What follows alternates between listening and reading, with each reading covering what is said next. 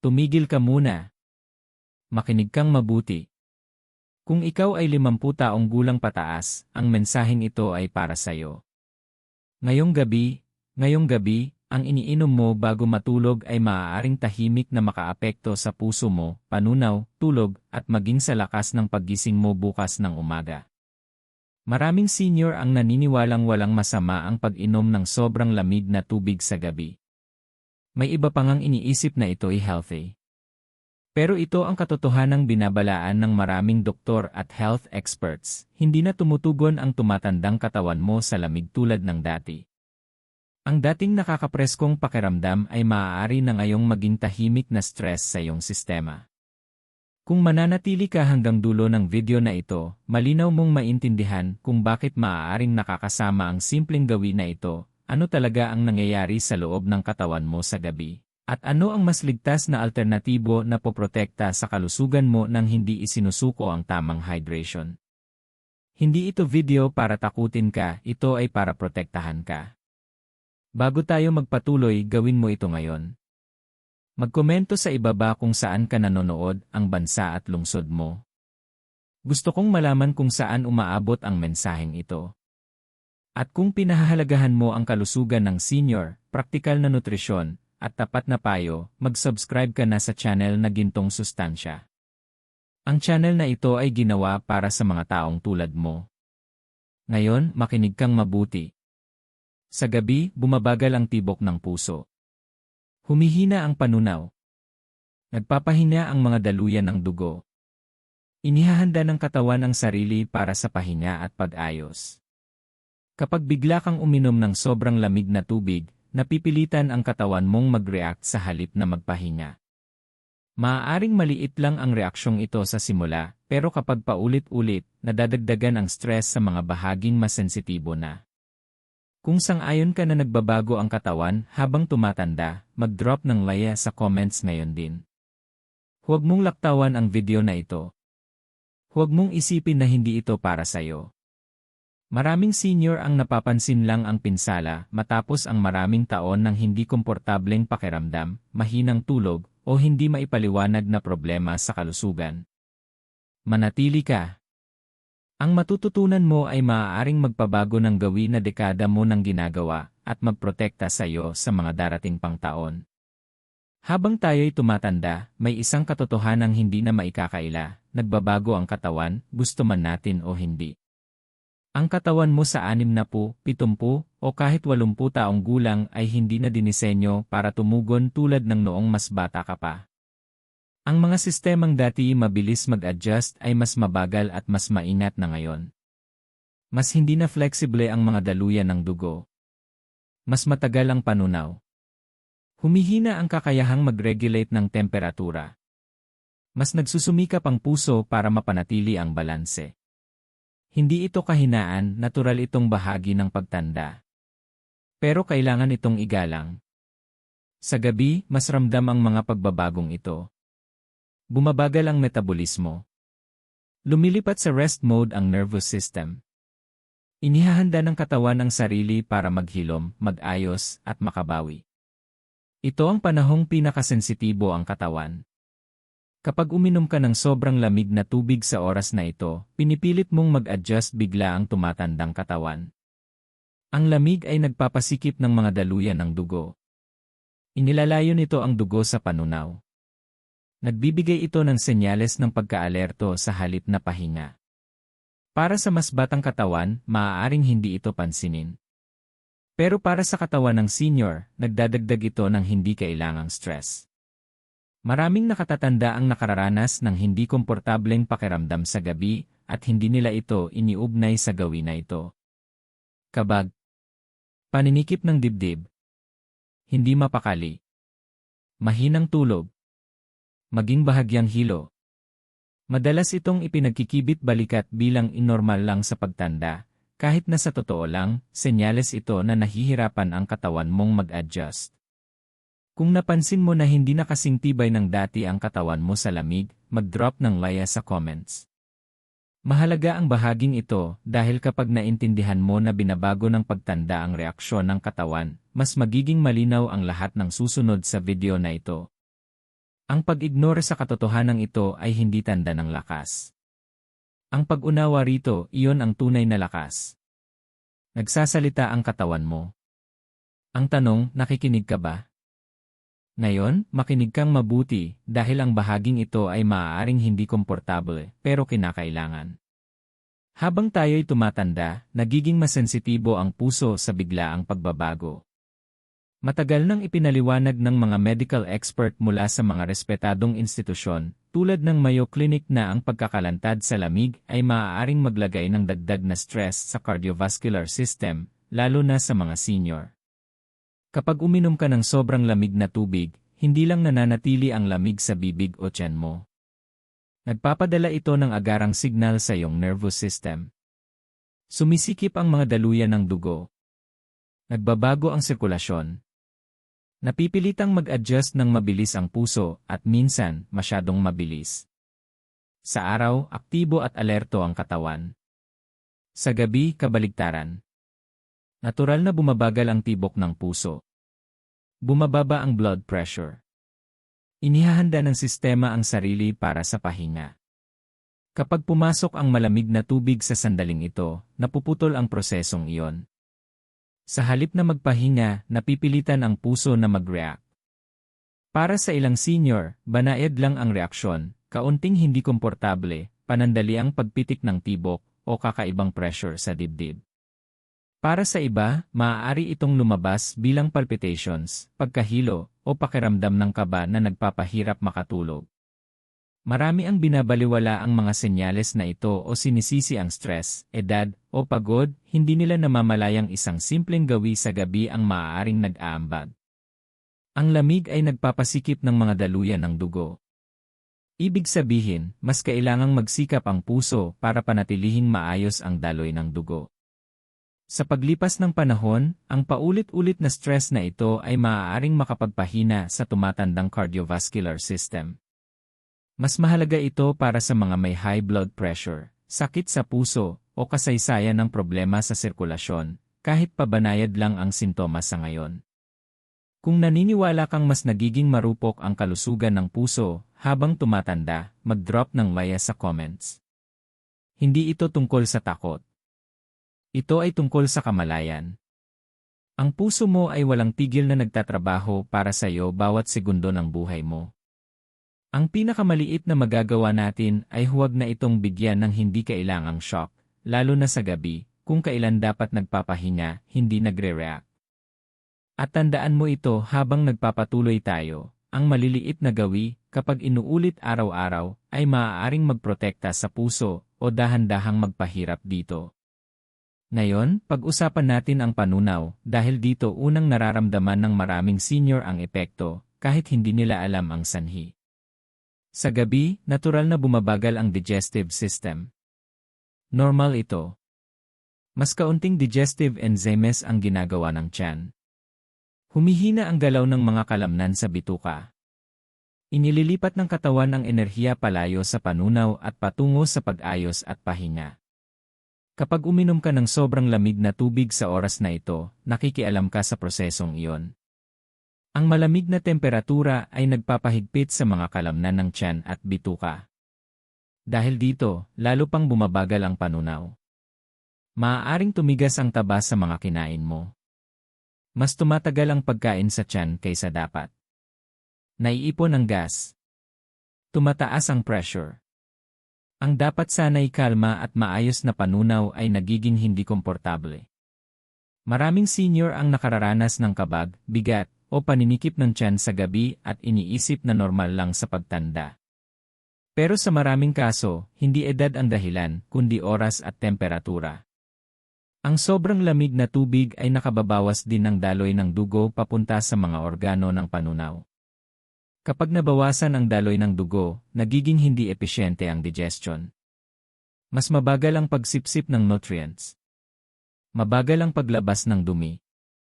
Maaari itong humantong sa constipation, pulikat sa tiyan, at ang hindi komportableng pakiramdam ng kabusugan na nagpapahirap humiga o makatulog. Kung nakaranas ka na ng sakit ng tiyan, kabag, o bigat matapos uminom ng malamig na tubig sa gabi, mag-drop ng laya sa comments. Mahalaga ito dahil hindi tumitigil ang panunaw kahit matulog ka. Patuloy na nagtatrabaho ang katawan sa loob. Kapag pinahirapan mo ang digestion sa gabi, inaagawan mo ang katawan ng payapang pahinga na kailangan nito para maghilom at makabawi.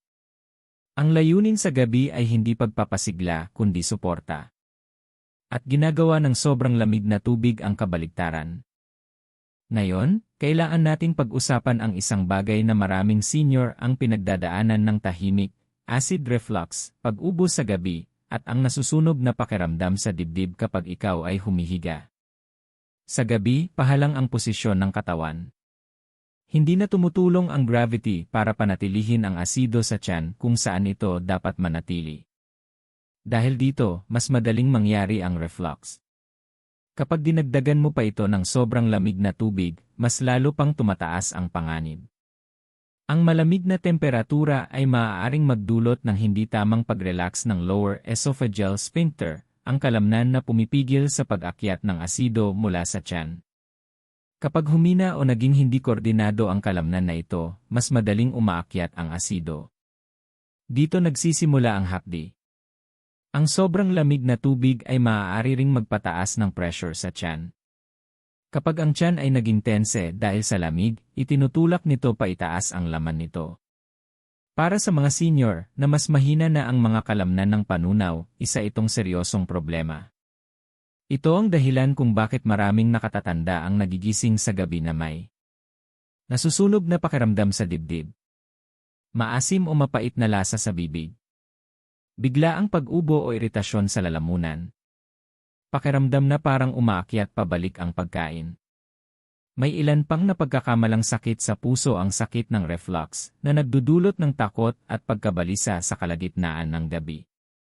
Kung ikaw ay nagising na sa pag-ubo, may hindi komportableng pakiramdam sa dibdib, o hapdi matapos uminom ng malamig na tubig sa gabi, mag-drop ng laya sa comments. Sa paglipas ng panahon, ang paulit-ulit na reflux sa gabi ay maaaring magpamaga sa esophagus, makasira sa lalamunan, at makagulo sa kalidad ng tulog. Ang mahinang tulog ay lalo pang nagpapahina sa panunaw, na lumilikha ng isang siklong mas mahirap putulin habang tumatanda. Ito ang dahilan kung bakit napakahalaga ng mga gawi sa gabi. Ang tila maliit lang, isang baso ng sobrang lamig na tubig, ay maaaring magdulot ng oras-oras na hindi komportableng pakiramdam sa panahong dapat nagpapahinga ang katawan, hindi nakikipaglaban sa asido. Ang pag-unawa sa ugnayang ito ang unang hakbang para maputol ang siklo. Ngayon, pag-usapan naman natin ang tulog dahil dito madalas nakatago ang pinsala. Maraming senior ang naniniwalang nakaka-relax ang pag-inom ng malamig na tubig sa gabi. Presko ang pakiramdam, kaya iniisip nilang nakakatulong ito sa tulog. Pero kabaligtaran ang totoo. Ang sobrang lamig na tubig ay nagpapadala ng maling senyales sa katawan sa pinakamaling oras. Sa gabi, dapat bumabagal ang nervous system. Bahagyang bumababa ang temperatura ng katawan. Naglalabas ang utak ng mga senyales na nagsasabing, oras na para magpahinga. Oras na para mag-ayos. Ganito nagsisimula ang malalim at nakagagaling na tulog. Kapag uminom ka ng sobrang lamig na tubig, binabasa ito ng katawan bilang isang uri ng stress. Ina-activate ng lamig ang nervous system. Pinapataas nito ang pagka-alerto. Pinipilit nitong mag-react ang katawan sa halip na mag-relax. Kahit pa makatulog ka, madalas ay mababa ang kalidad ng tulog. Ito ang dahilan kung bakit maraming senior ang nakararanas ng mababaw at putol-putol na tulog. Madalas na paggising sa gabi. Matingkad o nakakabagabag na panaginip. Pakiramdam na pagod pa rin kahit 7 o 8 oras sa kama. Maaaring mukhang nagpapahinga ang katawan sa labas, pero sa loob, abala pa rin ito sa pag-regulate ng temperatura, sirkulasyon, at panunaw, lahat dahil sa cold shock. Ang mahinang tulog ay hindi lang tungkol sa pagiging pagod. Sa paglipas ng panahon, naapektuhan nito ang memorya, mood, balanse, resistensya, at maging ang kalusugan ng puso. Ang kakulangan sa malalim na tulog ay pinapabilis ang pagtanda at pinapahina ang kakayahan ng katawan na maghilom at magprotekta sa sarili. Kung ikaw ay natulog ng matagal pero nagising pa ring pagod, mag-drop ng maya sa comments. Mahalaga ang bahaging ito dahil maraming senior ang humahabol sa mas maayos na tulog gamit ang gamot, supplements, o tsaa, habang binabaliwala ang isang simpleng gawi na tahimik palang sumisira sa kanilang gabi. Ang tulog ang panahong inaayos ng katawan ang pinsala ng buong araw. Anumang gumagambala sa prosesong ito, lalo na kung paulit-ulit, ay dapat mong bigyang pansin. At ang sobrang lamig na tubig sa gabi ay isa sa mga tahimik na gumagambalang iyon. Ngayon, pag-usapan natin ang sirkulasyon at pananakit ng kasukasun dahil para sa maraming senior, dito na nagiging hindi na kayang baliwalain ang hindi komportableng pakiramdam. Habang tayo'y tumatanda, natural na humihina ang sirkulasyon ng dugo. Nawawala ang elastisidad ng mga daluyan ng dugo. Bumabagal ang daloy ng dugo papunta sa mga kamay, paa, at mga kasukasun, lalo na sa gabi kapag nagpapahinga ang katawan. Ito ang dahilan kung bakit maraming senior ang nakararanas na ng paninigas o banayad na pananakit paggising pa lamang. Kapag uminom ka ng sobrang lamig na tubig sa gabi, binibigyan ng lamig ang katawan ng senyales na protektahan ang gitna, core. Sumisikip ang mga daluyan ng dugo. Mas lalo pang nababawasan ang sirkulasyon papunta sa mga panlabas na bahagi, mga kasukasun, kalamnan, at mga dulo ng katawan. Para sa tumatandang katawan, lalo nitong pinapalala ang sakit sa halip na guminhawa. Ito ang dahilan kung bakit may mga senior na nakararanas ng mas matinding paninigas ng kasukasun sa gabi. Pananakit ng tuhod, balakang, o balikat. Pulikat sa binti sa gabi. Malamig na kamay o paa na hirap uminit. Hindi lang nananatili ang lamig sa tiyan. Kumakalat ang epekto nito sa buong sirkulasyon. Humihigpit ang mga kalamnan. Nababawasan ang galaw at lambot ng mga kasukasun. Sa halip na mag-relax papunta sa tulog, nananatiling nakatense ang katawan. Para sa mga senior na may arthritis o chronic na problema sa kasukasun, mas malakas pa ang epekto nito. Ang bawas na daloy ng dugo ay nangangahulugang mas kaunting oxygen at nutrients ang nakararating sa mga kasukasun. Bumabagal ang paggaling. Nanatili ang pamamaga. Kung napansin mo na mas naninigas o mas masakit ang mga kasukasun mo sa gabi o sa umaga, mag-drop ng laya sa comments. Mahalaga ito dahil ang sakit ay gumagambala sa tulog, at ang mahinang tulog ay nagpapataas ng pagiging sensitibo sa sakit. Lumilikha ito ng isang siklo na mas humihirap putulin habang tumatanda. Ang pagsuporta sa sirkulasyon sa gabi ay mahalaga para sa ginhawa, galaw, at kalidad ng buhay. At muli, ang sobrang lamig na tubig ay sumasalungat sa layuning ito sa halip na makatulong. Ngayon, pag-usapan natin ang isang bagay na maaaring hindi mo agad maramdaman, pero may epekto sa lahat, ang immune system mo. Bilang senior, hindi na kasing bilis o kasing lakas ng dati ang immune system. Normal ito. Ang mahalaga ay maprotektahan ito, lalo na sa gabi, kung kailan ginagawa ng katawan ang pinakamaraming repair work. Sa panahon ng tulog, nagiging aktibo ang immune system. Gumagawa ito ng mga selulang panlaban, inaayos ang mga nasirang tissue, at pinapalakas ang depensa ng katawan. Ang prosesong ito ay nangangailangan ng enerhiya, init, at katatagan. Kapag uminom ka ng sobrang lamig na tubig sa gabi, lumilipat ang katawan sa temperature defense mode. Sa halip na tumutuon sa immune repair, inuuna nitong panatilihin ang init sa loob. Nire-redirect ang daloy ng dugo. Naagaw ang enerhiya mula sa paggaling at napupunta sa mga survival response. Sa paglipas ng panahon, ang paulit-ulit na stress na ito ay maaaring magpahina sa bisa ng immune system. Ang resulta ay pamilyar sa maraming senior. Mas madaling kapitan ng sipon. Mas matagal gumaling kapag nagkasakit. Pakiramdam na laging lupaypay o pagod. Paggising na may hapdi ng lalamunan o baradong ilong.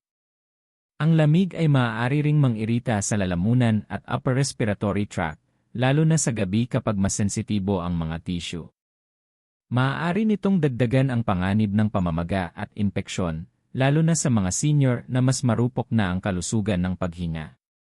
Kung mahalaga sa iyo ang manatiling malakas at iwas sa madalas na pagkakasakit, mag-drop ng like sa comments. Mahalaga ang bahaging ito dahil maraming tao ang nakatuon lang sa vitamins at supplements habang binabaliwala ang mga gawi na tahimik palang umuubos sa lakas ng immune system. Hindi lang nutrients ang kailangan ng immune system, kailangan nito ng tamang kondisyon para gumana ng maayos. Ang gabi ay dapat panahon ng pag-aayos, hindi ng stress. At muli, ang sobrang lamig na tubig ay nakikialam sa prosesong mas kailangan ng katawan habang tumatanda. Ngayon, pag-usapan natin ang dapat mong gawin dahil ang pagprotekta sa iyong kalusugan hindi nangangahulugang isuko ang hydration. Nangangahulugan ito ng pagsusuri at pagpili ng tamang temperatura sa tamang oras. Para sa mga senior, ang pinakaligtas at pinakasuportadong pagpipilian sa gabi ay tubig na nasa room temperature o maligambam. Hindi ito hulaan lang. Ang maligambam o neutral na tubig ay nakikipagtulungan sa katawan, sa halip na laban sa katawan. Pinapayagan nito ang panunaw na magpatuloy ng maayos. Sinusuportahan nito ang sirkulasyon sa halip na pigilan ito. Nagbibigay ito ng senyales ng pagpapahinga sa nervous system na tumutulong sa katawan na maghanda para sa malalim at nakagagaling na tulog. Kapag uminom ka ng maligambam o room temperature na tubig sa gabi, nanatiling relaxed ang mga daluyan ng dugo. Tuloy-tuloy ang panunaw. Lumaluwag ang mga kalamnan at kasukasun sa halip na manigkit. Nanatiling kalmado at balanse ang katawan. May isang simpleng tuntunin na dapat tandaan ng bawat senior. Kung ang tubig ay malamig sa iyong ngipin, masyadong malamig ito para sa gabi. Ang maligambam na tubig hindi nangangahulugang mainit. Dapat itong komportable, banayad at madaling lunukin. Ang layunin ay suporta, hindi stimulation. Maraming senior na nagpalit sa maligambam o room temperature na tubig ang napapansin. Mas kaunting kabag sa gabi. Mas kaunting episodes ng reflux. Mas mahusay na kalidad ng tulog. Mas kaunting paninigas sa umaga. Kung naniniwala kang ang simpleng pagbabago ay makapoprotekta sa kalusugan sa pangmatagalan, mag-drop ng like sa comments. Mahalaga ang bahaging ito dahil ang maliliit na gawin na inuulit gabi-gabi ay humuhubog sa kalusugan mo sa paglipas ng mga taon. Hindi mo kailangan ng matinding hakbang. Kailangan mo lang ng consistency at kamalayan. Ang hydration ay dapat tumutulong sa katawan na magpahinga, hindi hamunin ito. Ang pagpili ng tamang temperatura ng tubig sa gabi ay isa sa pinakamadali at pinakamakapangyarihang hakbang na maaari mong gawin. Ngayon, linawin natin ang isang karaniwang maling pagkaunawa dahil ang malamig na tubig mismo hindi kaaway.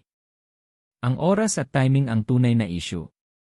Maaaring may benepisyo ang malamig na tubig pero lamang kapag handa ang katawan na harapin ito.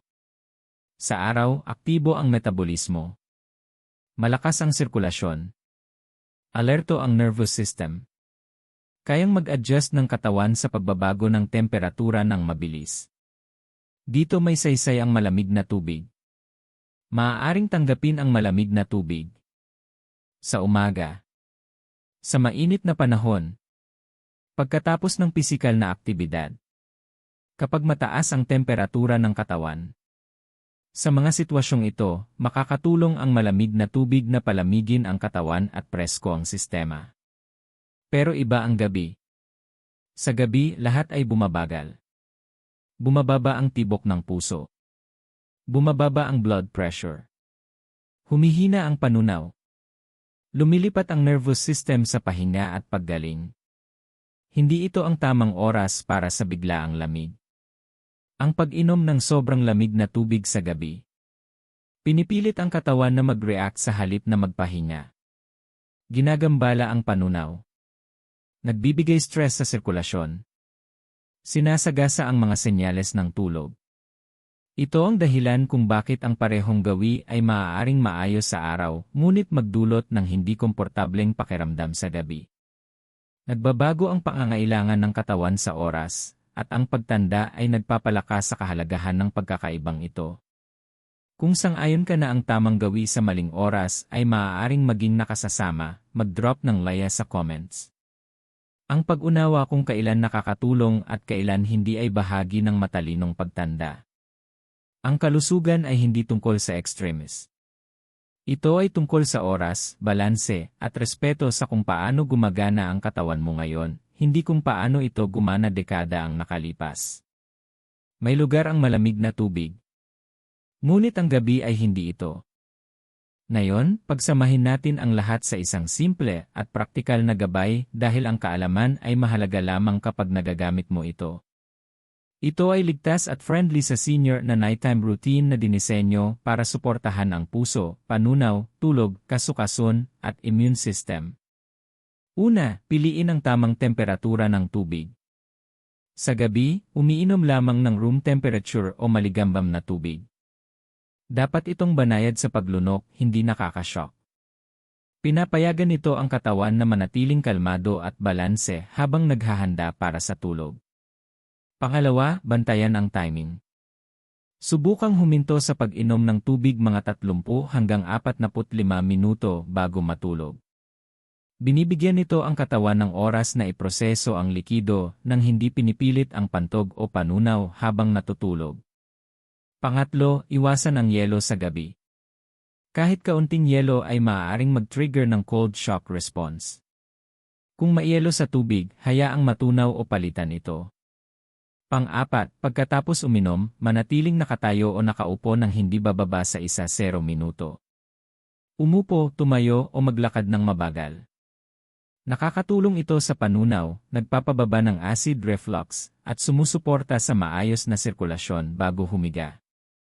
Maraming senior na sumusunod sa simpleng routine na ito ang nakapansin ng mas kaunting hindi komportableng pakiramdam sa gabi. Mas kaunting pagpunta sa banyo. Mas mahusay na kalidad ng tulog. Mas kaunting paninigas sa umaga. Kung realistic para sa iyo ang routine na ito at handa kang subukan simula ngayong gabi, mag-drop ng maya sa comments. Mahalaga ang bahaging ito dahil pinapatunayan nito ang isang mahalagang bagay, ang pagprotekta sa iyong kalusugan ay hindi nangangailangan ng komplikadong plano o mamahaling produkto. Minsan, ang pinakamaliit na pagbabago, kapag ginagawa ng tuloy-tuloy, ang may pinakamalaking epekto. Gusto ng katawan mong magpahinga sa gabi. Tinutulungan ng routine na ito na gawin nito iyon ng eksakto. Ngayon, makinig kang mabuti. Ito ang huli at pinakamahalagang mensahe. Ang natutunan mo sa video na ito ay hindi komplikado pero makapangyarihan. Isang simpleng gawi, pag-inom ng sobrang lamig na tubig sa gabi, ay maaaring mukhang maliit kahit walang masamang epekto.